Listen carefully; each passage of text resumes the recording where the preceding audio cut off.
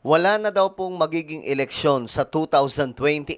Ito po yung inilabas ng mga impormasyon nitong mga DDS.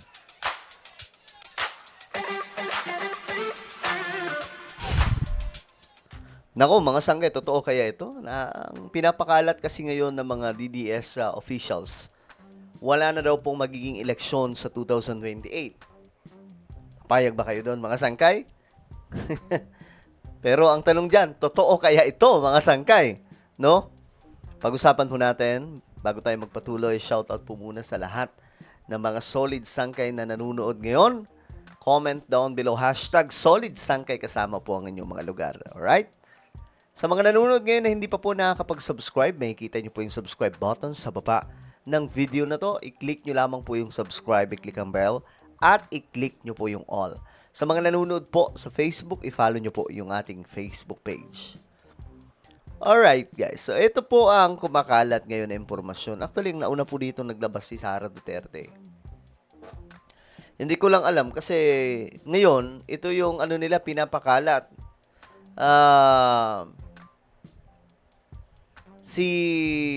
I-extend daw po ang termino ni PBBM until 2031. Yun yung kumakalat ngayon, mga sanggay. Kasi itong sila Amy Marcos, eto, pakinggan po ninyo. Kanina sorry. pwede niyo po ulitin yung sinabi niyo na the arrest was more than that? Is that what you were saying? That was it to stop Yes. Bato from voting? Yes, that's right. It turns out that Bato was only the beginning of the entire story. Yung pala, more importantly, they really wanted to change and get back the leadership of the Senate because there was so much at stake. Nakapusta na pala doon yung CONAS. Okay, ayan na. So, dito na papasok yung sinasabi na may aayusin daw po sa Constitution, pero imbis di umanong makatulong, magpapalala pa daw po sa sitwasyon at magpapanatili pa raw, mga sangkay, sa mga opisyal ngayon sa gobyerno. Ito yung ano nila, mga sangkay, ito yung pinapakalat nila eh. Pero syempre kapag sila kasi nagsasalita madalas propaganda eh, 'di ba? Pero kung totoo man, kung tatama man yung ano nila, mga sangkay, itong pinapakalat nila, kayo, okay lang ba sa inyo na ituloy ni PBBM hanggang 2031 ang kanyang termino? O ng mga kongresista? Kasi ang sabi po dito ni Amy Marcos, may mas malalim pang dahilan ang boto ni Senator Bato. O ba? Kasi gusto pala daw nila, itong minority ngayon, alam niyo na yun kung sino-sino, gusto daw po na manatili sila sa pwesto. Hawakan nilang Senado kasi may isinusulong sila. Ito na po yung CONAS. Ngayon ano mayroon, mga sangkay? Ito. Kasi ang problema nila, matatalo sa impeachment sa Senado, Okay. mananalo pa si VP Sara sa 2028, Okay. iditepok na sila. Okay. So, kumbaga, na-imagine na nila na sa 2000, itong impeachment complaint or trial, talo na ng sigurado sa Senado. Okay? Kasi, syempre, lamang po sila sa boto. Kailangan po talaga ng 16 votes para maitawid itong impeachment laban kay Sara para ma-convict siya. 16, ilan po sila mga senador? Talagang parang ang labo po, mga sangkay, na may panalo ito eh. Pero ayun na nga, ang panibagong estratehiya daw po, kasi sabi, matatalo daw po sila sa 2020, mananalo daw si VP Sara sa impeachment trial, mananalo pa sa 2028, yari daw sila.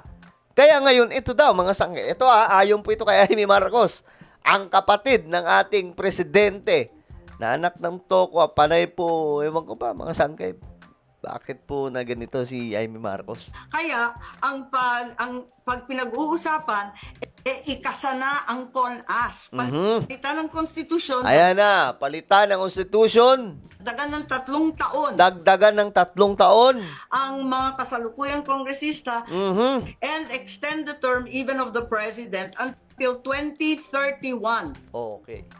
So, yan po, mga sangkay, yung kumakalat ngayon.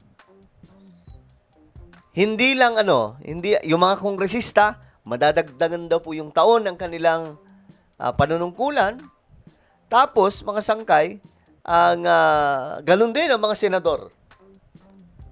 At ang matindi daw, ng presidente daw. May extend daw po until 2031. So, magiging imbes na 6 years, magiging 9 years.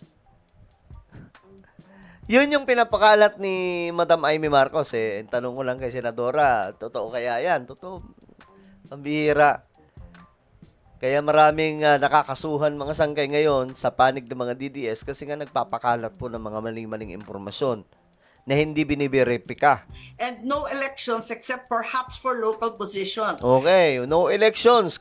Yung local lang, mga sangkay, yung magkakaroon ng eleksyon. The other alternative was also discussed to raise the age for the presidency from 45 to 50. Okay. Iyan daw yung isa pang strategiya para lang daw hindi matuloy yung pagkapangulo ni Sara Duterte.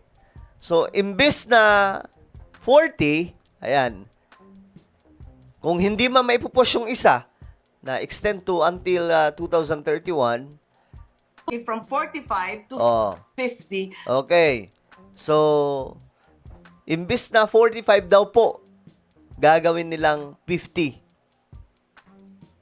yung edad ng tatakbo sa pagkapangulo. So, anong mangyayari daw? Hindi daw makakatakbo si Sara Duterte sa pagkapangulo. Hindi ko alam kung ano to, mga teorya lang ata to. Ginawa naman po nilang malaking issue. So that VP Sara would be disqualified.